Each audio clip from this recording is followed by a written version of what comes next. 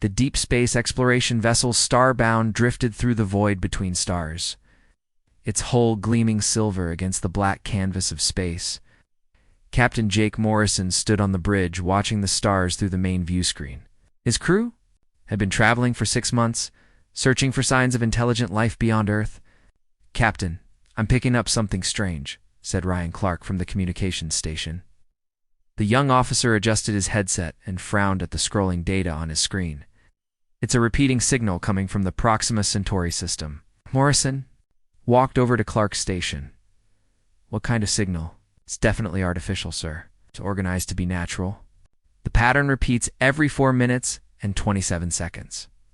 Clark played the audio through the bridge speakers. A series of electronic tones and pulses filled the air, rising and falling in a complex rhythm. Dr. Lisa Bennett looked up from her science station. "That's not random noise. There's mathematical structure in those patterns." She was the ship's chief science officer, a woman who had spent her entire career hoping for this moment. Morrison felt his heart race. After decades of searching, humanity might finally have proof they were not alone in the universe. "How long have you been receiving this?" "About 30 minutes now, sir." "The signal is incredibly strong. Whatever's transmitting, it has serious power behind it. Any idea what it means?" Clark shook his head. "Not yet, but Dr. Foster's working on it." Dr. Amy Foster sat at the linguistics station, her fingers dancing across multiple keyboards. She was the ship's language specialist, trained in pattern recognition and communication theory. "The signal contains over 200 distinct tonal variations," she said without looking up. "This is a language. It's incredibly complex." Morrison activated the ship's internal communication system. "All hands, this is the captain. We have detected what appears to be an alien transmission. All departments are to assist in analysis. This is not a drill." The bridge buzzed with activity as crew members worked to decode the mysterious signal. Engineer Carlos Rivera joined them from the engine room, his tools still in hand. "Captain, I've checked our equipment 3 times. Signal is definitely coming from outside our solar system." "Distance?" "Approximately 4 light years away, sir. Right where we expected to find the Proxima Centauri system." Dr. Foster suddenly straightened in her chair. "I think I'm getting somewhere. The signal contains mathematical constants. The golden ratio, prime numbers. It's trying to establish a baseline for communication." Morrison moved to stand behind her. "How long until you can translate it?" "Give me a few hours, sir. Maybe less, if the AI can help with pattern matching." The captain nodded. "Do it! Mr. Clark, continue monitoring all frequencies. Dr. Bennett, I want a full analysis of that signal's origin point." Hours passed as the crew worked. Morrison paced the bridge, unable to sit still. This was the moment that would change everything for humanity. First contact with an alien civilization. Captain Foster called out, her voice tight with concentration. "I think I have something.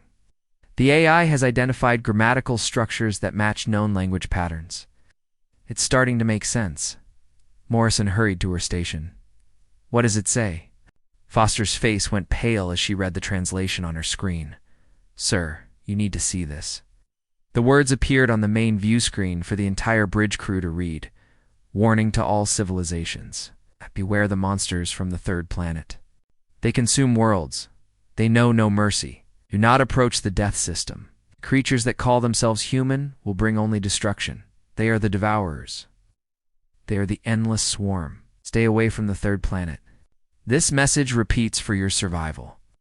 Silence filled the bridge. Morrison stared at the words, reading them again to make sure he understood correctly. "They're talking about us," he said quietly. "About Earth. It gets worse, Sir Foster." Continued. "The AI has identified 17 different transmission sources, all broadcasting the same warning. These aren't just random aliens. This is a coordinated effort to warn the galaxy about humanity." Dr. Bennett stood up slowly. "But how do they know about us? We've barely left our own solar system." "That's what scares me," Morrison replied. "They know enough about us to call us monsters." Ryan Clark looked up from his station. "Captain, I'm receiving an incoming transmission from Earth Command. Priority Alpha." Morrison straightened his uniform.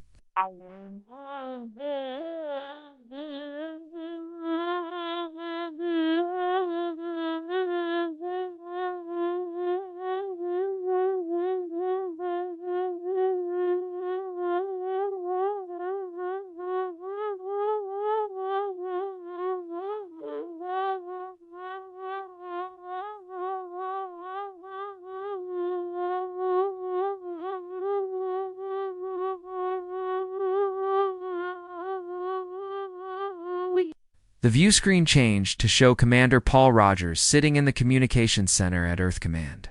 His face was grim. "Captain Morrison, we've been monitoring your situation. Similar signals have been detected by observation posts throughout the solar system." "Similar signals, sir?" "Identical warnings, Captain. All describing humanity as a galactic threat. We've identified broadcast sources from 43 different star systems. Every single one is warning other civilizations to avoid Earth."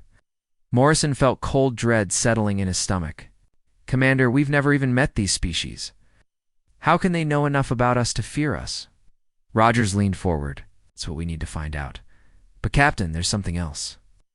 Our xenobiology teams have been analyzing the language, patterns in these transmissions, the vocabulary they use to describe humans, words that translate to devourers, reality eaters, it's the endless swarm. These aren't just warnings about a dangerous species." "What do you mean? They're describing us like we're some kind of natural disaster? Like we're a force of nature that destroys everything in its path? The question is, why do they see us that way?" Dr. Foster spoke up. "Commander, I've been analyzing the transmission structure. These messages have been broadcasting for decades, long before we achieved interstellar travel. Somehow, they've been watching us." "Watching us do what?" Morrison asked. "That's what we need to find out," Rogers replied. "Captain, your mission parameters have changed. I want you to make contact with whoever is sending these signals. Find out what they know about humanity that we don't." Morrison looked around at his crew. They all seemed as confused and worried as he felt. "Sir, if these aliens see us as monsters, approaching them might not be the wisest course of action." "Maybe not, Captain, but we need answers. Why does the entire galaxy apparently fear us? What have they seen that makes them think we're such a threat?" Dr. Bennett stepped forward. "Commander, what if they're right? What if there's something about humanity that we don't understand? Something that makes us dangerous to other species?" Rogers was quiet for a moment. "Dr. Bennett, that's exactly what we're afraid of. The alien transmissions don't just describe us as aggressive or violent. They describe us as something that fundamentally changes everything it touches, not just warning about human weapons or human armies. They're warning about human existence itself." Morrison felt a chill run down his spine. "Sir, are you saying we might actually be monsters?" "I'm saying we need to find out, Captain. Before we make any more contact with alien civilizations, we need to understand what it is about humanity that scares them so much." The transmission ended, leaving the bridge crew in uncomfortable silence. Morrison looked at the alien warning still displayed on the screen. "Mr. Clark, set a course for the source of the strongest signal. We're going to get some answers, sir. Is that wise?" "If they really see us as monsters," Morrison turned to face his crew, "they're already broadcasting warnings about us across the galaxy. At this point, we don't have much choice. We need to know what they know." As the Starbound changed course toward the alien transmission source, Morrison couldn't shake the feeling that they were about to discover something terrible about humanity itself. The aliens weren't just afraid of humans. They were afraid of what humans represented. Somehow, Morrison suspected they might be right to be afraid. The ship accelerated toward an uncertain future, carrying a crew who were no longer sure if they were explorers or monsters. The Starbound had been traveling toward the alien signal for 3 days when Dr. Lisa Bennett noticed something strange on her sensors. She was alone on the night shift, monitoring the ship's long-range detection systems when massive energy readings appeared on her screen. "What the hell?" she whispered, adjusting the sensor array to get a clearer reading. The energy signatures were unlike anything she had ever seen. They were moving through space at impossible speeds, coming from the direction of the galactic rim. Bennett quickly ran the readings through the ship's computer. The patterns were too organized to be natural phenomena. Whatever was out there was artificial, and it was enormous. Each signature was roughly the size of a small moon. She activated the communications system, Captain Morrison, to the bridge. "Emergency." Morrison arrived within minutes, still pulling on his uniform jacket. "What is it, Dr. Bennett?" "Sir, detecting multiple massive objects approaching from deep space. They're moving in formation, and they're huge. The energy output from each one is off the charts. Morrison looked at the sensor display. How many? At least 12, sir. Maybe more. They're still too far away to get an exact count. Distance? Approximately 2 light years and closing. At their current speed, they'll reach this system in about 6 months. Morrison felt his stomach drop. Are they heading for Earth? No, sir. They're moving parallel to our course, but they seem to be following us, like they're tracking our movement. The captain activated the ship's alert system. All senior staff to the bridge immediately. Within minutes, the bridge was full of crew. Members Dr. Amy Foster arrived first, followed by Ryan Clark and engineer Carlos Rivera. First Officer Tony Martinez was the last to arrive, having been in the ship's gym. What's the situation? Martinez asked. Morrison pointed to the main screen, which now showed Bennett's sensor readings. We have company. Multiple large objects. Approaching from deep space. Dr. Bennett, bring everyone up to speed. Bennett explained her findings while the crew studied the data. The energy signatures don't match anything in our databases. These things are massive, and they're clearly artificial. Dr. Foster looked worried. Could they be related to the alien warnings about humanity? That's what I'm afraid of, Morrison replied. Mr. Clark, any change in the alien transmissions? Clark Checked his equipment. The warnings are still broadcasting, sir, but there's something new. I'm detecting additional transmissions from the same sources. They're much weaker, like they're trying to keep them secret. Can you decode them? I'm working on it, sir. Dr. Foster, I could use your help. Ass. Foster moved to the communications station and began working with Clark. After an hour of careful analysis, they managed to decode fragments of the hidden transmissions. Captain Foster said, her voice shaking slightly. These new messages aren't warnings about humanity. They're communications between the alien civilizations themselves. They're talking about something called the Devourers. The Devourers. Oh, yes, sir. According to these transmissions, the Devourers are coming. And they're coming because humanity has started expanding into space.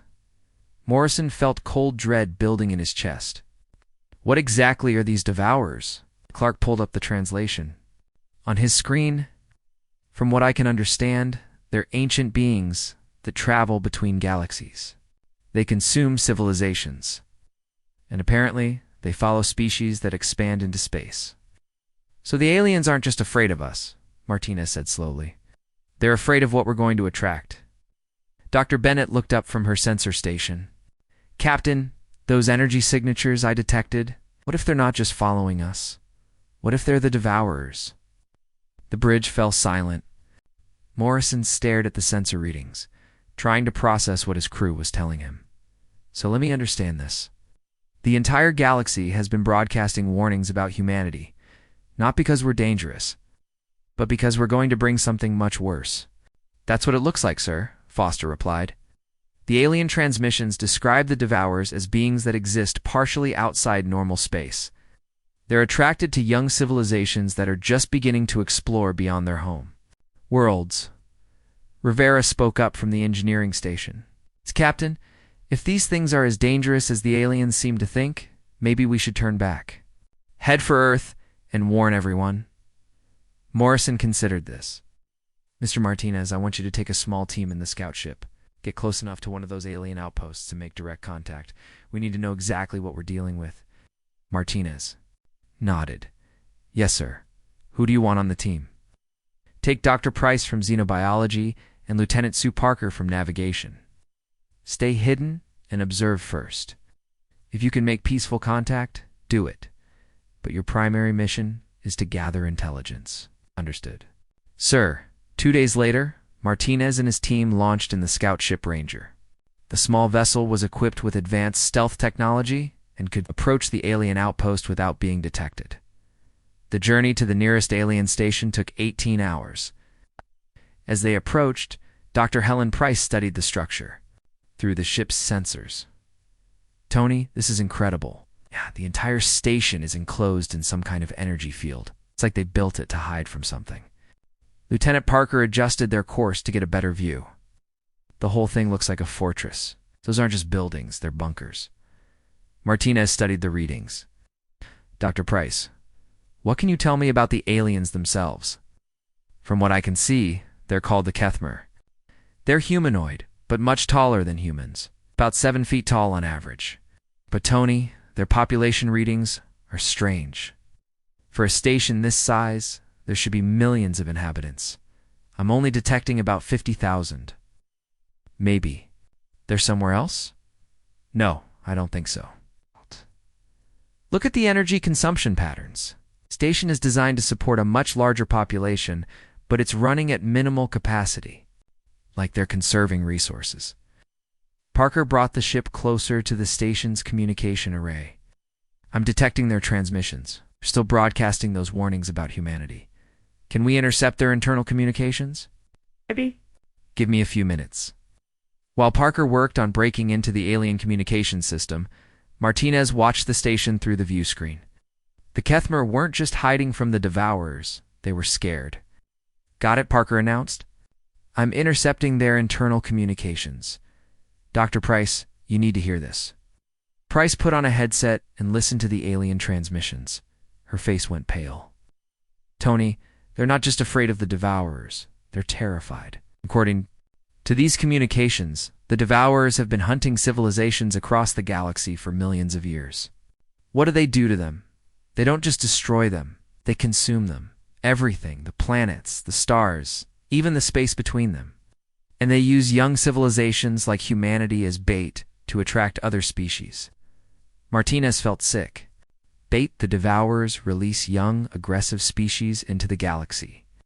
These species explore, make contact with other civilizations, and create conflict. The conflict makes all the civilizations stronger and more developed. Come back and harvest everything. So humanity is bait? That's what the Kethmer believe. They think humans were seeded by the Devourers long ago. But our expansion into space is a signal that the harvest is about to begin. Parker looked up from her console. There's more. The Kethmer have been in contact with dozens of other species. They've all been hiding in stations like this one for thousands of years. They've given up exploration, expansion, even reproduction. They're just trying to survive until the Devourers move on to another galaxy. Martinez made a decision. Need to make contact. These aliens have information we need. Tony, that's incredibly dangerous. If they really think we're working for the Devourers, then we need to prove we're not. Dr. Price, can you modify our communication system to match their frequency? Think so. But Tony, what if they attack us? And we'll deal with that when it happens. An hour later, Martinez was standing in the Ranger's communication chamber, speaking directly to the Kethmer station commander. The alien's voice came through the translation device as a series of clicks and whistles, but the meaning was clear. Are the monsters from the third planet? The commander said. You bring death to all who encounter you? No. We don't want to bring death, Martinez replied. We want to understand. Our people don't know about the Devourers. We don't know we're supposed to be bait. Your ignorance does not matter. The Devourers have marked your species. They will use you to draw out the remaining civilizations. Then they will consume everything. When soon, the deep sensors have detected their approach. They come from the void between galaxies. In your time measurements, they will arrive within one of your years. Martinez felt his heart racing. Is there any way to stop them? The alien commander was quiet for a long moment. No species has ever succeeded in fighting the Devourers.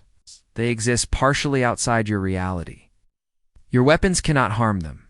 Your defenses cannot stop them. Then what do? You die, as do we all. The only question is whether you die as their servants or as their prey.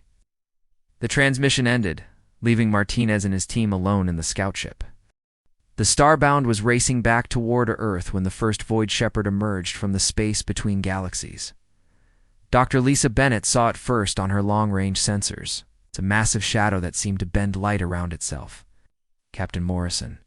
To the bridge, she called over the communication system. We have a situation. Morrison arrived within minutes, followed by most of the senior staff. Tony Martinez had returned from his mission to the alien outpost just hours earlier, and his report had left everyone shaken. What is it, Dr. Bennett? Morrison asked. Sir, one of those energy signatures we've been tracking just became visible, and it's not what we expected. The main view screen showed a creature that defied description.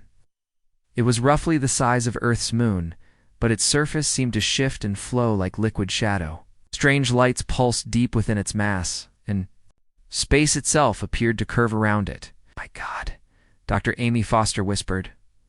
"What is that thing?" "According to the alien transmissions, it's called a void shepherd," Martinez said. "There are more of them coming." Science officer Kevin Turner studied the readings from his station. "Captain, this entity is composed of dark matter and something else. Something that doesn't exist in normal space. The gravitational effects alone should be tearing apart nearby star systems. But they're not," Bennett observed. "It's like the creature is controlling its own gravity." Morrison felt a chill run down his spine. "How many more are there?" "At least 11 others still approaching," Turner replied. "They're moving in formation, like they're coordinated." Ryan Clark looked up from the communications station.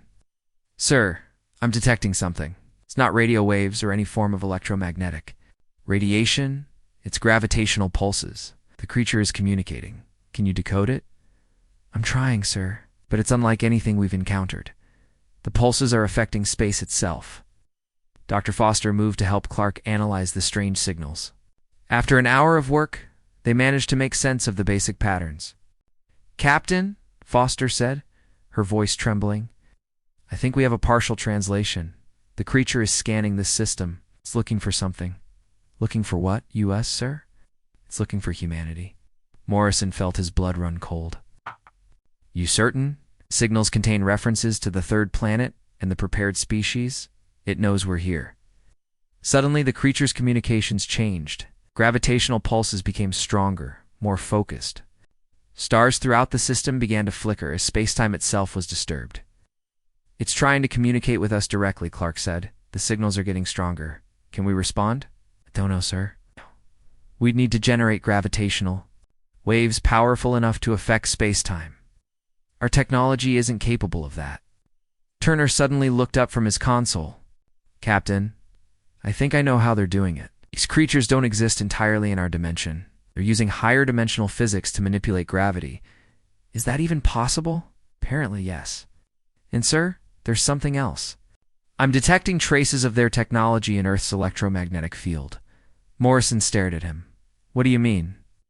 "There are artificial patterns in Earth's magnetic field that match the energy signatures from these creatures. Even, therefore, thousands of years, maybe longer." Dr. Foster looked horrified. "Are you saying they've been influencing Earth?" "That's exactly what I'm saying. Based on the patterns, they've been affecting human development." The bridge fell silent as the implications sank in. Martina spoke first. "The Kethmer commander said humanity was seeded by the Devourers. What if he meant literally?" Engineer Carlos Rivera joined them from the engine room. "Captain, I've been analyzing the alien data Martinez brought back. The Kethmer have records going back millions of years. They describe how the Void Shepherds operate. Go on. They find young species and alter them. They make them aggressive, curious, and quick to reproduce. Then they release them into the galaxy to interact with other civilizations. To what end? To make the other civilizations stronger through conflict. The Shepherds feed on advanced civilizations. The more developed a species becomes, the more energy they provide when consumed." Morrison felt sick. "So humanity is livestock?" "Not exactly, sir. We're more like hunting dogs. The Shepherds use us to find and develop their prey. Then they harvest everything, including us." The gravitational communications from the Void Shepherd suddenly intensified. The lights on the bridge flickered as space-time distorted around the ship. Captain Foster called out, "I'm getting clearer translations now. The creature is trying to give us instructions." What kind of instructions?" "It's telling us to proceed to specific star systems. It wants us to make contact with the civilizations. There and then." Foster's face went pale, and we were supposed to attack them. Morrison felt rage building in his chest. "It wants us to start a war?" "Multiple wars, sir. The creature is giving us a list of targets. It's dozens of alien civilizations. We're supposed to provoke them into developing better weapons and defenses, to make them more valuable when the Shepherds harvest them." "Yes, sir." The communication From the Void Shepherd changed tone. Turner studied the new readings. Captain, it's getting impatient. The gravitational pulses are becoming more aggressive. What happens if we refuse? Based on the alien records, the shepherds will consume us immediately. Then they'll hunt down the other civilizations themselves. It takes longer, but they'll get the same result. Morrison looked around at his crew. So our choices are to become galactic predators or to die right now. That's what it looks like, sir, Rivera replied.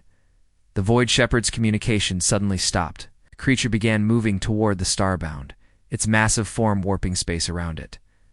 Captain Bennett said urgently, "It's approaching our position. Whatever we're going to do, we need to decide now." Morrison activated the ship's communication system. "All hands, this is the captain. We are facing a choice that will determine the fate of humanity and every other species in the galaxy. Stand by for orders." He turned to his crew. "The question is, are we going to let these things turn us into monsters?" "Sir," Martinez said, "what if we already are monsters? What if everything that makes us human, our aggression, our curiosity, our need to explore, what if it's all artificial? What if we're just following programming, and we choose to be something else?" Morrison replied firmly. "Programming can be overcome. We're not machines." Dr. Foster looked up from her station. "Captain, there's something else in the alien transmissions. The Kethmer mentioned that some species have tried to resist the shepherds before. What happened to them? They were destroyed, not immediately. The shepherds had to work harder to defeat them. It cost the shepherds energy and resources." Turner nodded. "If we could find a way to hurt these creatures, maybe we could buy time for the other civilizations to prepare. How do we hurt something that exists partially outside our reality?" "I don't know, sir. But the Kethmar have been studying the shepherds for millions of years. They might have ideas." The Void Shepherd was now close enough that its gravitational field was affecting the Starbound's navigation systems. The ship's hull groaned under the stress. Captain Clark said, "It's trying to communicate again. Signal is much stronger now." The translation appeared on the main screen. "You will serve or you will be consumed. Choose now." Morrison looked at the alien message, then at his crew. "Mr. Clark, open a channel. Maximum power." "Sir, we can't generate gravitational waves strong enough for it to detect. Then we'll use what we have. Full electromagnetic spectrum. Every frequency we can generate." Clark worked frantically at his console. "Channel open, sir." Morrison stood up and faced the view screen. "This is Captain Jake Morrison of the United Earth vessel Starbound. We refuse your offer. Humanity will not serve as your hunting dogs."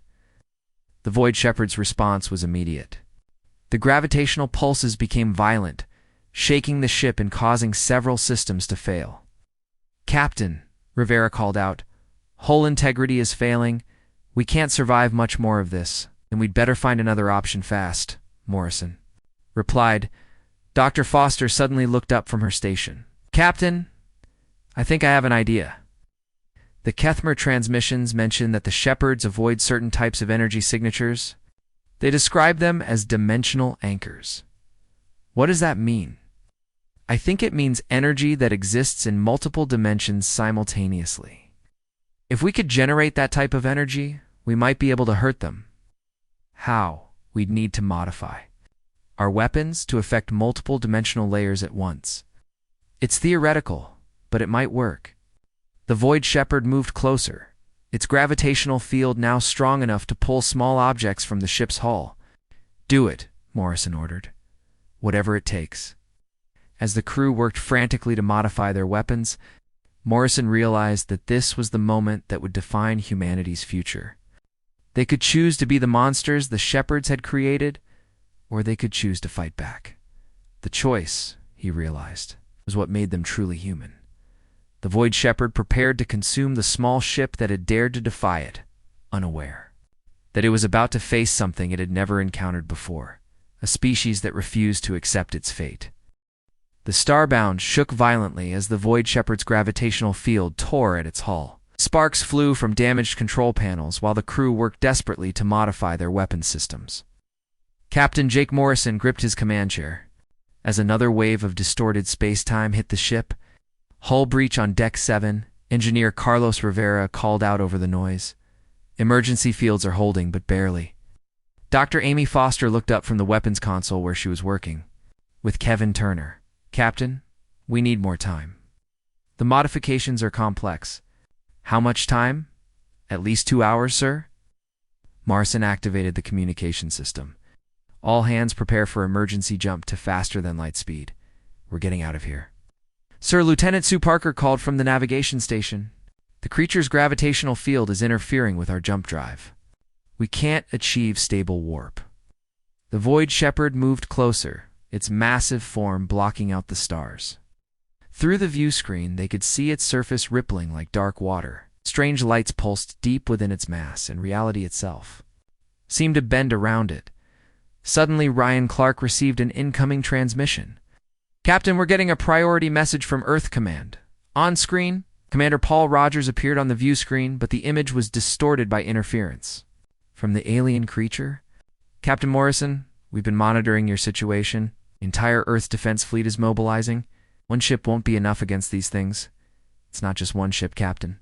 Long-range sensors have detected 12 Void Shepherds. Entering our solar system, they're heading directly for Earth. Morrison felt his heart sink. What's the status of the home planet? Panic. The governments are split on how to respond. Some want to negotiate with the creatures. Others want to fight. What about evacuation? Rogers shook his head. Where would we go? These things can travel. Between galaxies, there's nowhere to run. Dr. Foster interrupted the conversation. Commander, we've been analyzing the alien database that First Officer Martinez retrieved. There might be a way to fight back. What kind of way? Records mention something called dimensional phase weapons. Energy that can affect multiple layers of reality simultaneously. Do we have the technology to build such weapons? Turner spoke up. Not with our current understanding of physics, sir. But the alien database contains some technical specifications. We might be able to adapt our existing weapons. Rogers leaned forward. How long would it take? For one ship? About 6 hours. For the entire fleet. Weeks. We don't have weeks, Dr. Foster. Morrison made a decision. Commander, we need to buy time. The Starbound will stay here and attempt to modify our weapons. If we can prove these creatures can be hurt, maybe we can convince the other alien species to help us. Captain, that's suicide. You're one ship against a creature the size of a moon? Maybe, but it's better than letting them reach Earth unprepared. The transmission from Earth was suddenly cut off as the Void Shepherd's gravitational field intensified. The creature was now close enough that they could see details on its surface. It wasn't solid like a planet. Instead, it seemed to be made of flowing darkness punctuated by spots of impossible light. Captain Clark said, the creature is trying to communicate again. Gravitational pulses formed words on the translation screen. Your resistance is noted. You will serve willingly, or be prepared for consumption. Morrison stood up. Mr. Clark, respond on all frequencies. Channel open, sir. This is Captain Morrison. We reject your offer. Humanity chooses freedom over slavery. The Void Shepherd's response was immediate and violent. Gravitational waves hammered the ship, causing multiple systems to fail. The lights went out momentarily before emergency power kicked in. Captain Rivera called out, "We're losing structural integrity. The ship can't take much more of this." Dr. Foster, how close are you to completing the weapon modifications? We need at least another hour, sir. We don't have an hour. Tony Martinez suddenly looked up from his station. Captain, what if we don't wait for the modifications? What if we try something else? Such as, the Kethmer database mentions that the Shepherds avoid certain energy signatures. What if we overload our engines and create an unstable warp field? Turner studied his console. That would be incredibly dangerous.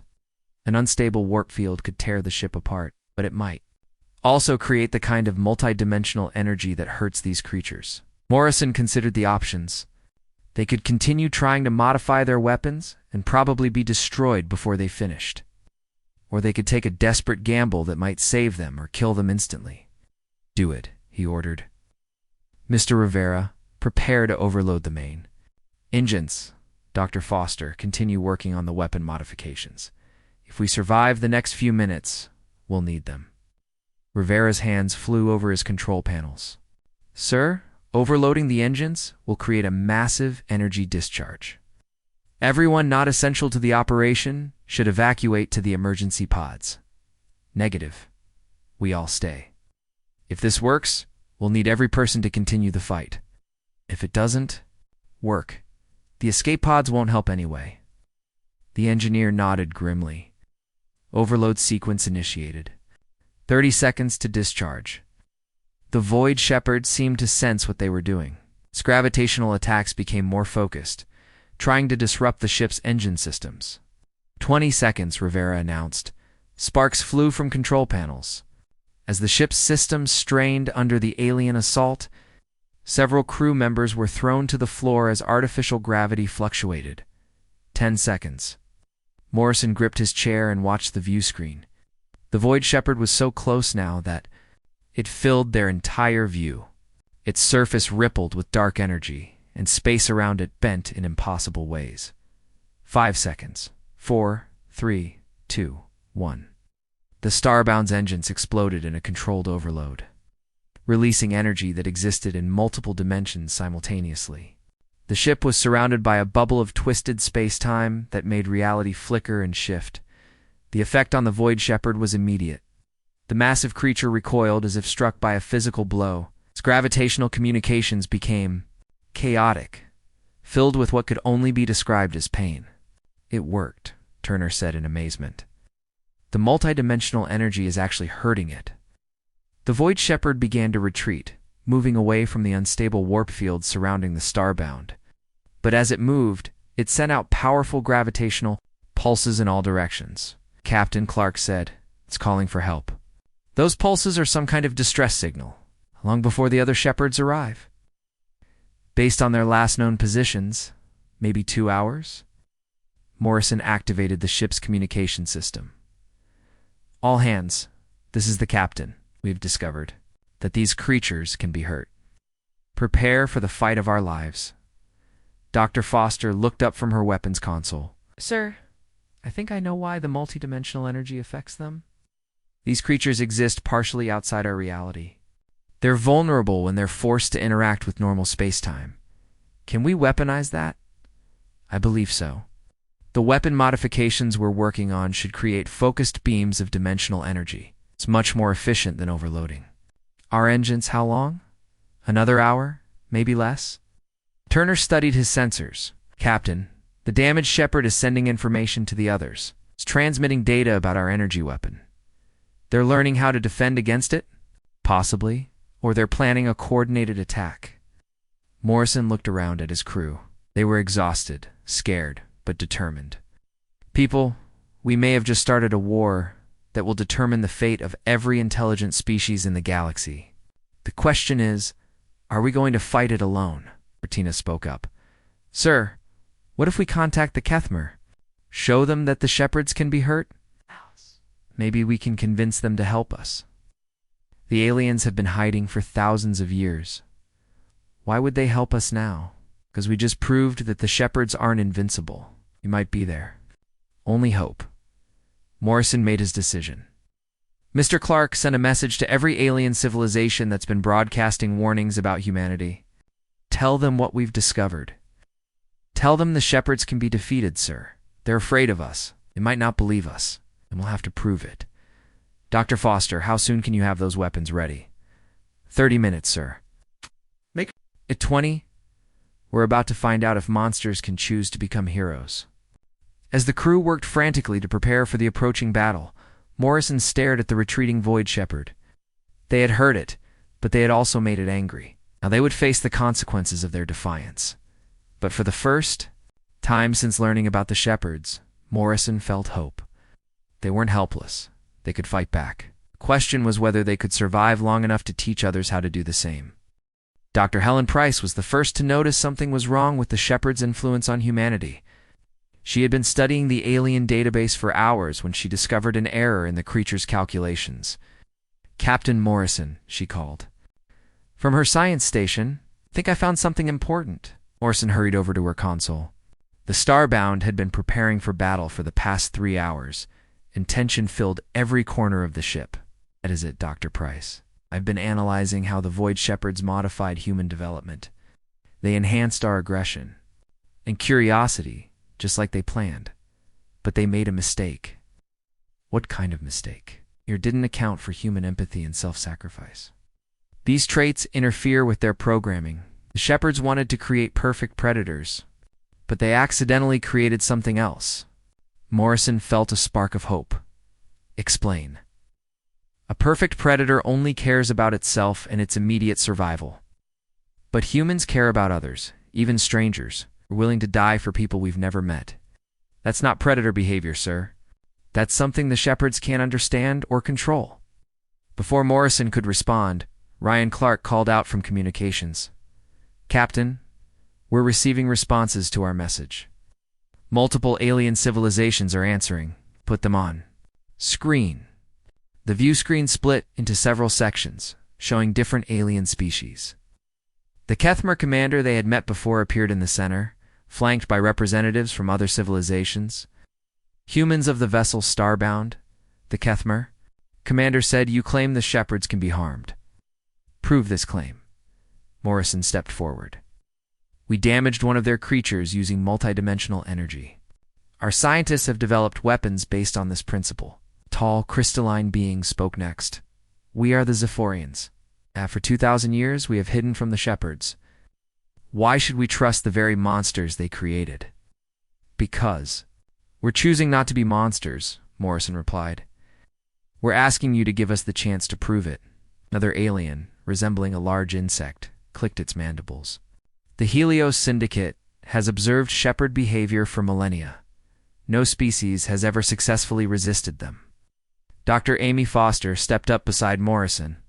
Then help us be the first. We have the beginning of a solution, but we need your technology to make it work. The Kethmer commander studied them carefully. What do you propose? A combined fleet, Morrison said. Human ships modified with your dimensional phase technology, Zephyrian quantum manipulation systems, and Helios energy amplifiers. Together, we might have enough power to hurt the Shepherds. And if we fail, then we die fighting instead of hiding. But our children might learn from our sacrifice. The aliens conferred among themselves for several minutes. Finally, the Kethmer commander spoke. We will provide technological assistance, but we will not fight alongside you. If you fail, we must survive to warn the next galaxy. Understood? What about the others? The Zephyrian representative shimmered with internal light. The Zephyrian Empire will provide quantum manipulation technology. Like the Kethmer, we will not join your battle. Morrison felt disappointed but nodded. We understand your caution. The insect-like Helios delegate clicked its mandibles again. The Syndicate will offer energy amplification systems. However, we have one condition. What condition? If you survive this battle, humanity must remain in quarantine. Your expansion into the galaxy must be limited. Morrison considered this. It meant humanity would be forever isolated, treated as a dangerous species, even after proving they could be heroes. Agreed, said finally. Engineer Carlos Rivera worked frantically with the alien technicians who had transported aboard the Starbound. The ship's weapons were being completely rebuilt using technology that humanity barely understood. How much? Longer, Morrison asked. 2 hours, sir? Maybe less if everything goes perfectly. And our chances of success? Rivera wiped sweat from his forehead. Honestly, Captain, I have no idea. We're combining technologies from 4 different species.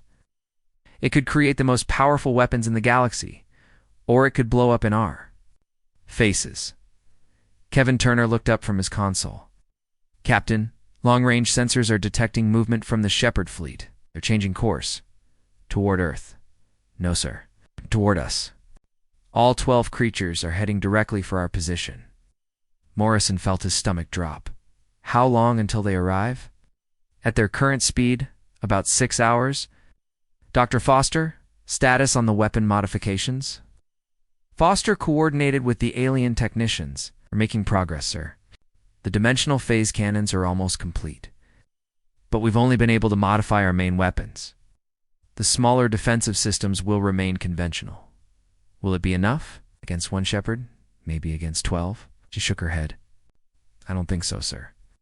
Morrison activated the ship's communication system. All hands, this is the captain. In approximately 6 hours, we will face the entire shepherd fleet. Our mission is not to defeat them all. Our mission is to prove they can be defeated.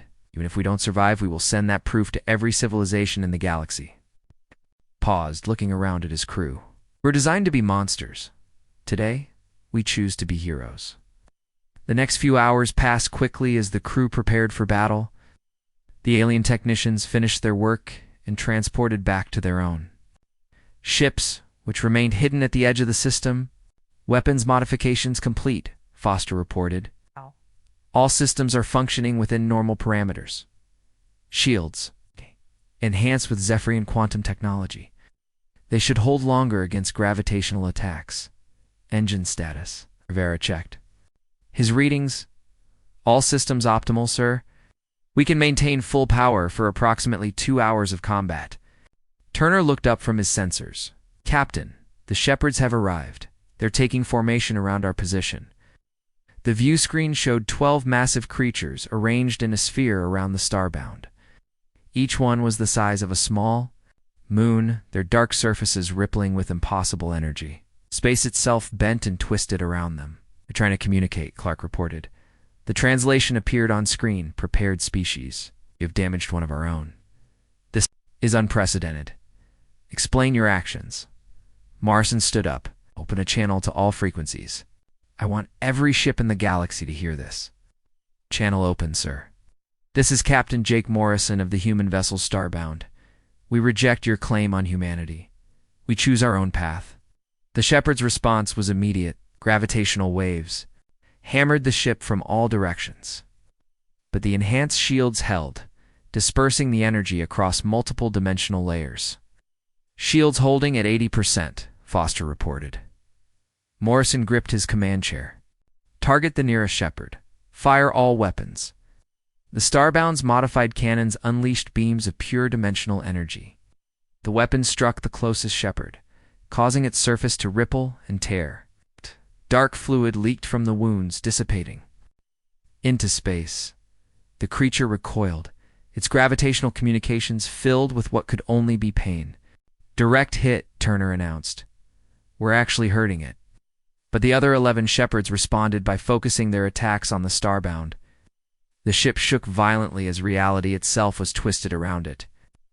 Shields down to 40%. Foster called out. Keep firing, Morrison ordered.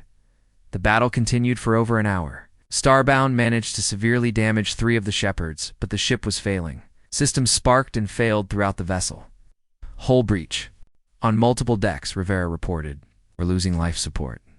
Captain Price called out, I'm detecting something. The damaged shepherds are sending distress signals, but not to each other. They're calling for help from somewhere else. Where? Outside the galaxy, sir. I think there are more of them. Morrison realized they had accomplished their mission. They had proven the shepherds could be hurt, and they had forced the creatures to call for reinforcements. The galaxy now knew that resistance was possible, Mr. Clark. Transmit all our combat data to the alien fleets. Make sure they know how to build these weapons. Transmission sent, sir. The shepherds prepared for a final assault. They're combined. Gravitational fields creating a tear in space-time itself. But before they could attack, new signals appeared on the sensors. Captain, Turner said in amazement, ships are declocking throughout the system. Hundreds of them. The view screen showed vessels from dozens of different species emerging from hiding the Kethmer, the Zephyrians, the Helios Syndicate, and civilizations Morrison had never seen before. They're armed with modified weapons, Foster reported. Based on our design, the Kethmer commander's voice came over the communication system. Humans of the Starbound, you have shown us that monsters can choose to be heroes. We choose to stand with you. The combined fleet opened fire on the shepherds. Dimensional energy. Weapons lit up space as hundreds of ships attacked the ancient creatures. The shepherds, caught off guard by the sudden assault, began to retreat. But their retreat came too late. The combined firepower of the Galactic Alliance tore through their defenses. One by one, the massive creatures were destroyed. Their dark matter forms dispersing into nothingness. When the battle ended, only empty space remained where the shepherds had been. Morrison slumped in his command chair, exhausted. Round him, his crew cheered weakly. They had done the impossible.